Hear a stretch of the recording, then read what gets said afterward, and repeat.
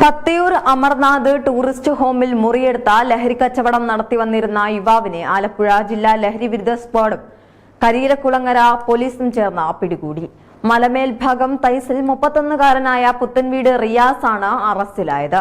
കായംകുളം ഭാഗത്തെ വിവിധ ക്ഷേത്രങ്ങളിലെ ഉത്സവവുമായി ബന്ധപ്പെട്ട വിൽപ്പനയ്ക്ക് കൊണ്ടുവന്ന 4 ഗ്രാം MDMA-യും 250 ഗ്രാം കഞ്ചാവുമാണ് ഇയാളിൽ നിന്ന് പിടിച്ചെടുത്തത്.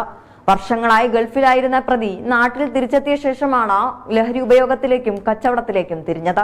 കുറച്ചു നാളായി ജില്ലയ്ക്ക് പുറത്ത് ഡ്രൈവറായി ജോലി ചെയ്തു വരികയായിരുന്ന ഇയാൾ അവിടെ നിന്നും 2000 രൂപയ്ക്ക് MDMA വാങ്ങി നാട്ടിൽ 50,000 രൂപയ്ക്കാണ് വിറ്റിരുന്നത്. കഞ്ചാവ് ചെറു പൊതികളിലാക്കി 500 രൂപയ്ക്കും വിൽപ്പന നടത്തി വന്നു. ജില്ലാ ലഹരി വിരുദ്ധ സ്ക്വാഡ് നാളുകളായി ഇയാളെ നിരീക്ഷിച്ചു വരികയായിരുന്നു. കായംകുളം DYSP ബിനുകുമാറിന്റെ നേതൃത്വത്തിൽ Kariyilakulangara police station inspector Noble PJ, SI-മാരായ Shri Kumarakurup, Bijesh Nelson, senior CPO Suresh, CPO-മാരായ ശരത് കുമാർ, വിഷ്ണു ജയകൃഷ്ണൻ, സുധിക എന്നിവരും നർക്കോട്ടിക് സെൽ DYSP പങ്കജാക്ഷന്റെ നേതൃത്വത്തിലുള്ള ജില്ലാ ലഹരി വിരുദ്ധ സ്ക്വാഡും ചേർന്നാണ് പ്രതിയെ പിടികൂടിയത്.